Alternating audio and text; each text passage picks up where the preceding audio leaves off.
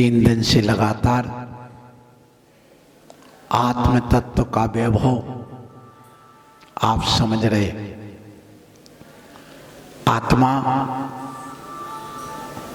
एक तत्व है। तत्व क्यों है, प्रश्न इस बात का है। तत्भावम तत्वम, जो जिस द्रव्य का जैसा स्वरूप होता है उस स्वरूप में उसका रहना ही तत्वपना कहलाता है। तो आत्मा अनादिकाल से उस चैतन्यमय है, था और रहेगा, इसलिए वह तत्व है। आत्मा एक द्रव्य है। द्रव्य उसे कहते हैं जो गुण और पर्याय से सहित होता है। तो द्रव्य नर नरकादि पर्यायों से सहित है, बाल्य युवा वृद्ध अवस्था से सहित है, और वह द्रव्य गुणों से भी सहित है। अर्थात ज्ञान, दर्शन, चेतन, सुख आदि उसके गुण हैं। इसलिए वह जो आत्मा है वह द्रव्य भी है। दूसरा, यह आत्मा पदार्थ भी है। 9 पदार्थों में एक पदार्थ भी है। क्यों है पदार्थ? कल मैंने आपको परिभाषा बताई थी। पा, द और अर्थ, इन 3 से मिलकर के पदार्थ बना है। पा यानी पर्याय से सहित, उद्दा यानी द्रव्य से सहित, और अर्थ माने गुण से सहित। जो द्रव्य, गुण और पर्याय से सहित है उसका नाम पदार्थ है। देखिए, द्रव्य गुण और पर्याय से सहित है, लेकिन पदार्थ द्रव्य, गुण और पर्याय तीनों से सहित है। इसमें द्रव्य में और पदार्थ में अंतर है। फिर ये आत्मा अस्थिकाय भी है। अस्थिकाय क्यों है? अस्थिकाय उसे कहते हैं, अस्थि माने है, काय माने शरीर, अर्थात बहुत सारे प्रदेश हैं जिसमें, उसका नाम क्या है? अस्थिकाय है। तो आत्मा असंख्यात प्रदेशी है। प्रदेश उसे कहते हैं जितने आकाश के एक स्थान को एक पुद्गल परमाणु घेरता है, या आकाश के जितने प्रदेश में एक कालाणु रहता है, उसका नाम क्या है? प्रदेश है। तो ये आत्मा संख्यात प्रदेशी, जितनी बड़ी लोक है उतनी बड़ी ये आत्मा है। लेकिन आत्मा में संकोच और विस्तार होने से वह चींटी के बराबर भी हो जाती है, वह शरीर हाथी के बराबर हो जाती है, और जब केवल ज्ञान होता है, लोक पूर्ण समुद्घात होता है, उस समय वह लोक के बराबर भी हो जाती है। फैल जाते उसके प्रदेश से। संकोच विस्तार उस आत्मा में है।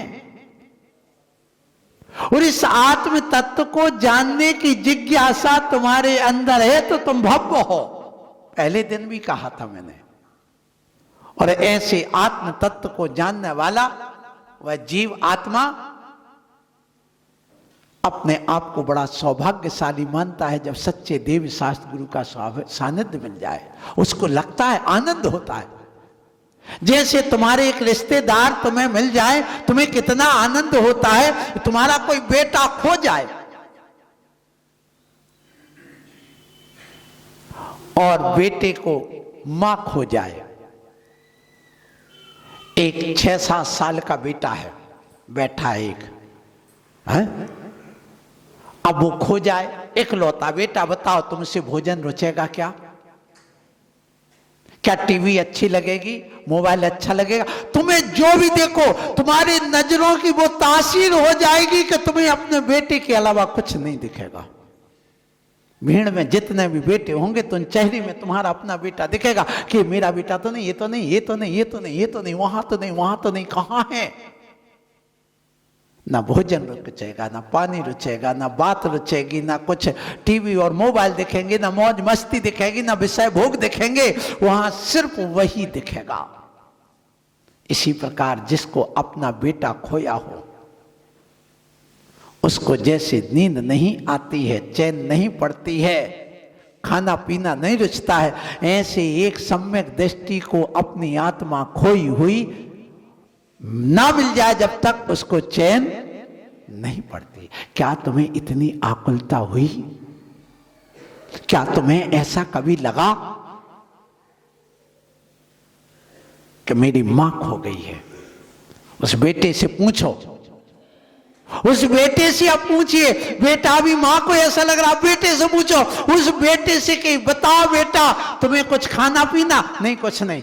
केला ले लो? नहीं। मेरी मां, मेरी मां, मेरी मां, मेरी मां कहां है बताओ? उसकी नजरों में क्या दिख रहा है? मां। ऐसे आत्मा रूपी मां खोई हुई है। पूरा परिवार सम्यक दर्शन, सम्यक ज्ञान, सम्यक चारित्र, उत्तम क्षमा, मार्दव, आर्जव, शौच, सत्य, संयम, तप, त्याग, आकिंचन, ये सब उस परिवार के सदस्य में सब खो गए। लेकिन क्या तुम्हें लगा कि मेरा सम्यक दर्शन खो गया, परिवार का एक सदस्य, मेरा सम्यक ज्ञान खो गया, मेरा सम्यक चारित्र खो गया, मेरे सारे चाचा भतीजे भाई बहन सब खो गए? नहीं लगा। यदि जिस दिन तुम्हें लग जाएगा बंधु, उस दिन तुम्हें भोजन नहीं रुचेगा, उस दिन तुम्हें टीवी और मोबाइल नहीं रुचेंगे, उस दिन तुम्हारे लिए दुनिया के विषय भोग दुकानदारी नहीं रुचेगी। उस व्यक्ति को ऐसा लगेगा कि चलो हम कब जाकर के सुन लें, कब हम अपनी बात यहां पर कर लें, हम कब इसको अपना ग्रहण कर लें। पता नहीं कौन सी बात कब समझ में आ जाए। मैंने कल प्रवचन किया था, हो सकता भारी लगाओ, इसलिए आज उपस्थिति कम है, मुझे पता है, हो सकता है। लेकिन ध्यान रखना, ये बताओ भैया दुकानदार आप सब लोग बैठे हो, यदि दुकान में ग्राहक आए ना आए तो भी खोल के बैठते कि नहीं? क्यों? पता नहीं कौन सा ग्राहक कब आ जाए। ऐसे आज समझ में नहीं आए तो कल आ जाए, कल कौन सी बात आ जाए मेरे जीवन में उतर जाए, मेरा इससे कल्याण हो जाए, ऐसा तुम्हारे मन में आना चाहिए। और जिसके मन में आता है वो भागता है, मंदिर की ओर भागता है। एक सम्यक दृष्टि में और एक मिथ्या दृष्टि में क्या अंतर है? एक सम्यक दृष्टि जीव कैसा होता है और एक मिथ्या दृष्टि जीव कैसा होता है, बस उतना ही अंतर है दोनों में, जैसे एक बिल्ली में और एक हिरण में अंतर है। जब बिल्ली दूध पीती है तो आंख बंद कर लेती, मुझे कोई नहीं देख रहा है, और जब ऊपर से डंडा पड़ता तब समझ में आता है। आप देखना, कभी बिल्ली को दूध पीते हुए देखना, आंख बंद करके। और हिरण जब भी अपना भोजन करेगी तो कान खड़े करके वह भोजन वहां पर घुसेगी, जाएगी, और हमेशा सतर्क रहती, और जैसे आहट मिली वो उछल करके अपनी जंगल की ओर भाग जाती है। इसी प्रकार सम्यक दृष्टि जीव हिरण के समान अपने कान खड़े करता है। गुरु आए हैं, चलो भागो, सुरक्षित स्थान वहां मिलेगा कुछ। वह सुबह से उठता है, मंदिर भागता है, चलो मिलेगा। और मिथ्या दृष्टि जीव सोचता, किसने कर्म देखा, कौन देखने वाला, बंद कमरे में कर रहा है पाप। वो कहते हैं ध्यान रखना, खुद और खुदा से कुछ छुपता नहीं है, पाप और पारा कभी पचता नहीं है। बस ये ध्यान रखना, पारा पचता ना कभी और न पचता पाप। खुद और खुदा से बंधु, छुपी ना कोई बात, छुप नहीं सकती है। तुम्हें पता है कि तुमने क्या किया, तुम्हें पता है हम सम्यक दृष्टि हैं कि नहीं।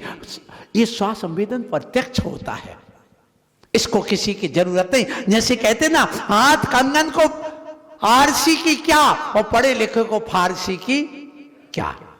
आरसी माने दर्पण। आप हाथ में कंगन पहने हो, अब हाथ सामने दिख रहा है, अब उसके लिए आरसी माने दर्पण में देखने की कोई जरूरत नहीं कि कैसा दिख रहा, क्योंकि सामने प्रत्यक्ष दिख रहा। इसी प्रकार जो पढ़ा लिखा है, सम्यक दृष्टि है, जान रहा है मेरी आत्मा क्या है, परमात्मा क्या है, परमात्मा कितने शुद्ध है, मैं कितना शुद्ध हूं, उनमें और मुझ में क्या अंतर है। कल मैंने कहा द्रव्य, गुण और पर्याय, इन तीनों का अंतर मैंने कल बताया था कि भगवान का द्रव्य शुद्ध है और हमारा द्रव्य अशुद्ध है। क्यों? संश्लेष संबंध की दृष्टि से हमारी आत्मा अभी शुद्ध है क्या अशुद्ध है? बताओ। संश्लेष संबंध बताया था, दूध पानी के समान मिले हुए कर्म हैं आत्मा के साथ। गले में गाय की रस्सी के समान नहीं है। गाय के गले में रस्सी, ये संयोग संबंध है। आत्मा के साथ कर्मों का संयोग संबंध नहीं है। आत्मा के साथ कर्मों का संयोग संबंध ना होके संश्लेष संबंध है। दूध पानी की तरह एक मेक मिला होगा, उसको अलग करना। अब मिल गया है तो हमारी आत्मा भी अशुद्ध हो गई। इसलिए तो कहा जाता ये मिथ्यात्व अपनी आत्मा में घुसा कि नहीं, बोलो। यदि नहीं घुसा तो ये क्यों कहते कि मिथ्यात्व छोड़ो, मिथ्यात्व छोड़ो, सम्यक प्राप्त करो, सम्यक प्राप्त करो। इसका मतलब ये है कि हमारी आत्मा में वह घुसा है, तभी तो कह रहा है छोड़ो, तभी तो उपदेश दे रहा है कि आप उसको ग्रहण करो, तभी तो कह रहा है जो मिथ्या ज्ञान है उसको छोड़ो, सम्यक ज्ञान को प्राप्त करो। आओ बैठो। शेख चिल्ली बनना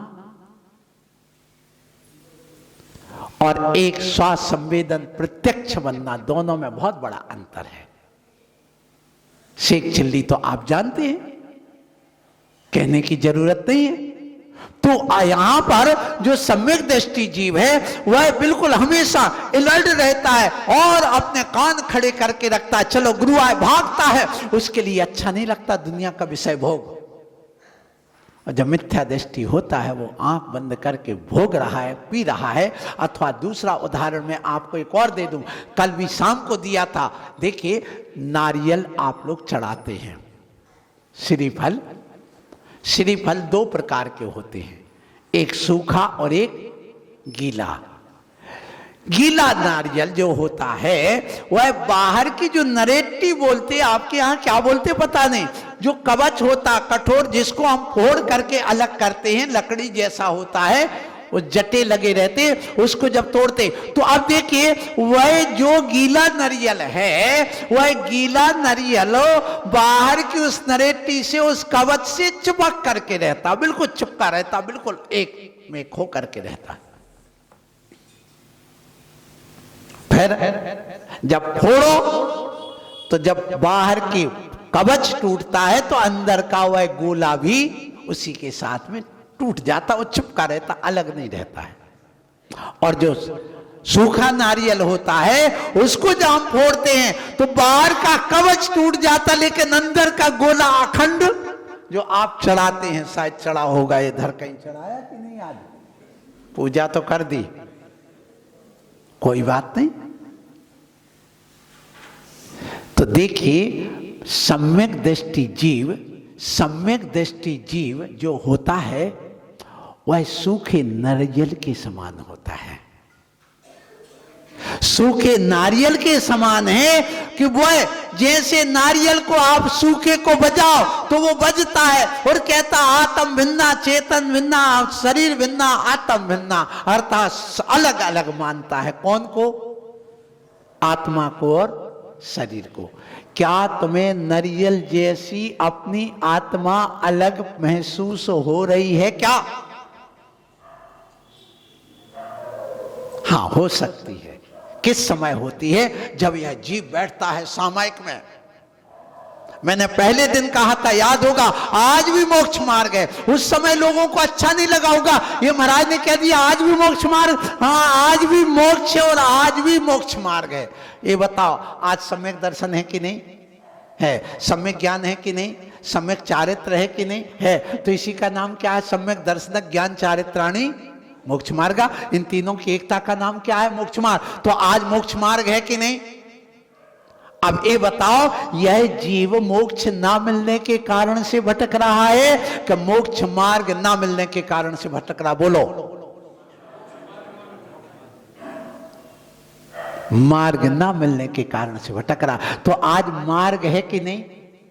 बोलो, मार्ग है तो मार्ग पर चलने वाला चाहिए कि नहीं? तो हम आज मार्ग पर चलने वाले साधु आज हैं। और आचार्य कुंद स्वामी ने, उठाइए आप अष्टपहाड़, उसके लिंग पहाड़ को उठा करके देखो, उसमें 75, 76 और 77 नंबर की गाथा में क्या लिखा? अज्जवि त्रियण शुद्धा, आज भी 3 रत्नों से शुद्ध, धम्म झाणम हवे साहुस से, धर्म ध्यान करने वाले साधु है। तम अपसा सिद्धे, वे अपनी आत्मा की सिद्धि में लगे हुए हैं। नहु मंडदी सोवी अन्नानी। आचार्य कुंद स्वामी की घोषणा क्या है? सुन लो, कान खोल के रिकॉर्ड कर लेना और सुना देना सबको। उठाइए अष्टपहाड़, आज भी 3 रत्न से शुद्ध। कितने रत्न से? सम्यक दर्शन, सम्यक ज्ञान और सम्यक चार। इन 3 रत्नों से अज्जवित्रियण शुद्धा, धम्म झाणम हवे साहुस, धर्म ध्यान करने वाले साधु हैं, शुक्ल ध्यान वाले नहीं। शुक्ल ध्यान वाले नहीं है। जो ये कहते ना, कहा है कि आज पंचम काल में साधु नहीं होते, भावलिंगी मुनि नहीं होते। कौन से मुनि नहीं होते? शुक्ल ध्यान करने वाले मुनि नहीं होते। धर्म ध्यान करने वाले मुनि तो आज भी है और पंचम काल के अंत तक रहेंगे। कुंद स्वामी पंचम काल में हुए, आदिनाथ स्वामी के बाद में आदि महावीर स्वामी हुए, उसके बाद जब आचार्य परंपरा, आज जितने भी ग्रंथ है सब पंचम काल के मुनियों के हैं, चतुर्थ काल के एक भी ग्रंथ नहीं है।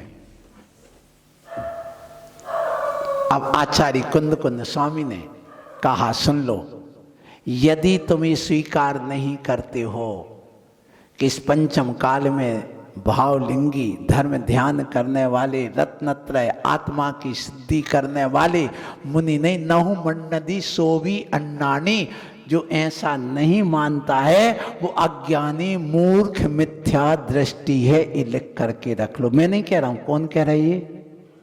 कुंद स्वामी। ये मेरी घोषणा नहीं है, किसकी है? कुंद स्वामी की है।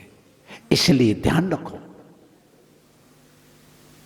हे ज्ञानी, तुमसे बार बार यही तो बताया जा रहा है कि अपने श्रद्धा को मजबूत बनाओ, किसी की बातों में नहीं, अपने आगम की बातें बताओ। अब हम कुंद स्वामी की माने कि तुम पंडितों की माने? बोलो, किसकी बात मानेंगे? हम तो कुंद स्वामी की मानेंगे। अब ऐसे मुनिराज यदि मिल जाए, अपनी आस्था मजबूत रखना। कैसी हमारी श्रद्धा होना चाहिए? ये हमारे आचार्यों ने क्या लिखा, सुन लो। हमारी श्रद्धा दीपक की कांपती हुई लो नहीं, हमारी श्रद्धा अंगारे के समान होना चाहिए।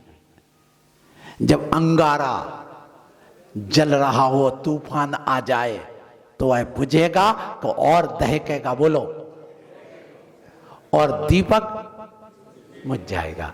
तो हमारी श्रद्धा कैसी होना चाहिए?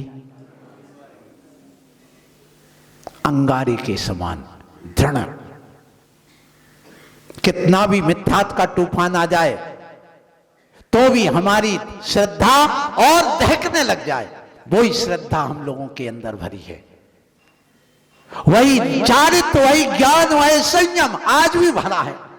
कोई बात नहीं, आज हम लोगों के तन में शक्ति नहीं, संकल्प में शक्ति है। क्या कह रहा हूं? तन तो वही है जो तुम्हारा है, वही मेरा है। मेरा तन भगवान महावीर का तन नहीं है, वज्र वृषभ नारा सैनन वाला नहीं है, वो भी हीन सैनन वाला है, तुम्हारे बीच का है। उसमें भी आज हमारी संकल्प शक्ति इतनी बड़ी है, वो संयम की, त्याग की, चारित्र की, कि हिमालय हिल नहीं सकता किसी के हिलाने से, और श्रद्धा मिट नहीं सकती किसी के मिटाने से, कितना भी तुम कर लो। इसलिए कहा गया अपनी श्रद्धा को मजबूत बनाओ, अपने आप के सम्यक दर्शन को मजबूत बनाओ। और आपको यह कहा जा रहा है कि ऐसा जो जीव होता है सम्यक दृष्टि जीव, उसको यहाँ एक अलग ही आनंद आता है, उसको दुनिया में आनंद नहीं आता। वो मोक्ष मार्ग पर बढ़ता जाएगा, चलता चला जाएगा, चलता चला जाए। इतना ध्यान रखो, इस पंचम काल के मुनि महाराज जो बन रहे हैं उनमें और अरहंत में कोई अंतर नहीं है।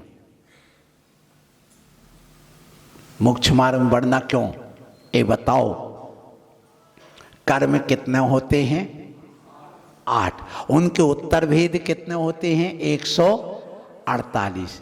148 कर्म में यदि कोई मुनि महाराज छठे गुण स्थान वर्ती भावलिंगी बन जाता है तो मात्र 63 कर्मों का आश्रय होता है। कितने? 148 में से 63 बचे, कितने चले गए? 85 कर्म। अब बताइए, आज मुझे कितना आनंद है। मैं जानता हूं तुम नहीं जान सकते हो। बंदर का जाने अंदर का अदरक का स्वाद, ऐसे तुम मेरी आत्मा को, मेरे सिद्धांत को, मेरे संयम को, मेरी अनुभूति को तुम नहीं जान सकते। मुझे कितना आनंद आता है। किस बात का? कि आज मैं 85 कर्मों का संवर करके बैठा हूं। कितने कर्म? कितने कर्म? 85। कितने कर्म बन रहे मात? अब बताइए, यदि हम संयम नहीं लेते तो हमें, और आज के त्यारी जैसे हम सम्यक दृष्टि और वैसे मुनि महाराज, अंतर क्या है? अंतर वही रहेगा बंधुओं जो यहाँ है। तुम नीचे बैठोगे, हम ऊपर बैठेंगे, स्वर्ग में भी जाएंगे हम और तुम, तो तुम नीचे बैठोगे और हम कहाँ बैठेंगे? इंद्र बन करके एक भव अवतारी। एक कुंद स्वामी ने उसी में लिखा है कि ध्यान रखो, लोयंती देवत्तम तच्च चुदा निबुद्धिम जंती। आज भी इस पंचम काल के मुनि बन करके, लोकांतिक बन करके, वहां से आकर के एक भाव में मोक्ष चले जाते हैं। चुल्लू भर पानी रह गया। कितना बचा? संसार कितना बचा? तो मुनि बनना चाहिए कि नहीं? बोलो। अरहंत के 85 कर्मों का अभी सत्व बैठा है। कितने कर्म का? अरहंत भगवान ने अभी 63 कर्म नष्ट किए हैं। कितने? कितने कर्म? 63 कर्म न कर्मन की 63 प्रकृति नाश, जीते 18 दोष रास।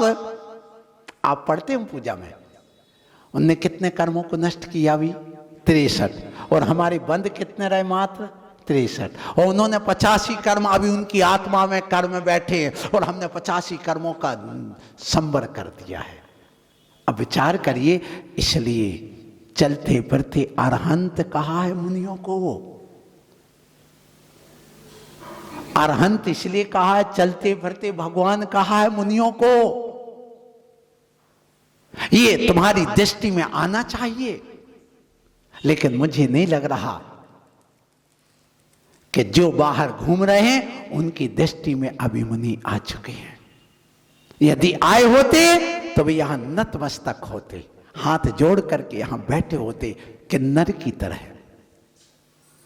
हां, ये सुनो। सो आज आप लोगों से मैं कहूंगा कि सम्यक दर्शन समझो। एक बार इस सम्यक दर्शन की महिमा कितनी गाई गई है सुनो। ये सम्यक दर्शन हमारे जीवन में जीवंत है और तुम्हारे जीवन में सुप्त है। हमारे जीवन में सम्यक दर्शन जागृत है। जागृत सम्यक दर्शन वही है जो चारित्र में ढल जाए, क्रिया में आ जाए, वो जागृत सम्यक दर्शन है। और जो क्रिया में नहीं आया वो अभी सुप्त सम्यक दर्शन सोया हुआ है। इसलिए उस सम्यक दर्शन को जगाओ। और जब सम्यक दृष्टि बन जाते तो उसमें कुछ अंतर दिखना चाहिए। मुझे ये बताओ, एक गरीब आदमी है और उसको लॉटरी खुल गई 50 करोड़ की, उसको धन आ गया। अब जब धन मिलेगा तो उसके रहन सहन खान पान में अंतर आएगा कि नहीं? बोलो, आएगा ना। इसी प्रकार से हे ज्ञानियों, यदि तुम्हारे जीवन में सम्यक की लॉटरी खुल गई है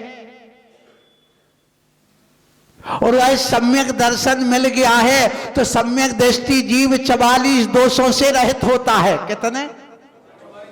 कितने दोष? 44 दोष। हमने तो 25 दोष सुने थे अभी तक, लेकिन सम्यक दृष्टि आचार्य कुंद कुंद स्वामी कहते 44 दोषों से रहित होता है। कौन से 44 दोष आपको पता है? उसके 3 मूर्ता नहीं होंगी। कितनी मूर्ता? कौन कौन सी? लोक मूर्ता, सबसे पहले उससे बचेगा, जहां कहीं सिर को नहीं झुकाएगा। और तुम जहां देखो वहां सिर को झुका देते हो। लोक मूर्ता। गुरु मूर्ता, गुरु को गुरु मानेगा, कपड़े वाले को गुरु नहीं मानेगा, ये ध्यान रखना। फिर इसके बाद में शास्त्र मूर्ता, जो हमारे भीतराग भगवान ने कहा है आचार्यों की वाणी को, उनको वो रागी द्वेषी की वाणी को स्वीकार नहीं करेगा। फिर कहा 6 अनायतन। अनायतन कौन? कुगुरु, कुदेव, कुधर्म, ये क्या है? अनायतन। फिर इसके अलावा इनको मानने वाले, कुगुरु को मानने वाले, कुशास्त्र को मानने वाले और कुधर्म को मानने वाले, इस 6 अनायतन को वह नहीं मानेगा। कौन? यदि मानता है तो ये दोष है। पर 8 मद नहीं करेगा। ज्ञानम पूजम कुलम जाति बल मृद्धिम तपो बपो। ये कभी किसी प्रकार से वह अहंकार नहीं करेगा, हम नहीं करेगा। फिर कहा गया कि सुन लो, शंका, कांक्षा, विचिकित्सा, अन्य दृष्टि, प्रशंसा, ये सब कुछ नहीं करेगा। ये जो सम्यक दर्शन के 8 शंकादि दोष है, उनसे दूर रहेगा। ध्यान रखो, अपने गुरु पर वह संदेह नहीं करेगा, जिन वाणी पर संदेह नहीं करेगा, भगवान के ऊपर संदेह नहीं करेगा। जिज्ञासा होना अलग है और संदेह होना अलग। जिज्ञासा तो होगी, जानने की इच्छा का नाम जिज्ञासा। इसलिए संदेह मत करना कि निर्भय सागर सम्यक दृष्टि भावलिंगी है कि नहीं। चर्या देखना, चर्या देखना कि ये करते क्या है। सामायिक कर रहे हैं, हाँ बिल्कुल कर रहे हैं। प्रतिक्रमण कर रहे हैं, बिल्कुल कर रहे हैं। स्वाध्याय कर रहे हैं, हाँ कर रहे हैं। चर्चा कर रहे हैं आत्मा की, हाँ बिल्कुल कर रहे हैं। अपना विधि से जाते आहार में बिल्कुल इरियापस से चल रहे हैं, बिल्कुल चल रहे हैं। सारी क्रियाएं हमारी सम्यक चल रही है। आप तो कभी भी आके देखो, तो आज भी हमारा मोक्ष मार्ग बना हुआ है, ध्यान रखो। इसलिए हमेशा इस सम्यक दर्शन को पुष्ट करके आप आगे बढ़िए। और आज भी मोक्ष है। क्या कह रहा हूं? मोक्ष मार्ग तो है, लेकिन आज भी मोक्ष है। महाराज मोक्ष कहां है आज? मैं बता रहा हूं, मोक्ष 3 प्रकार का। मोक्ष कितने प्रकार?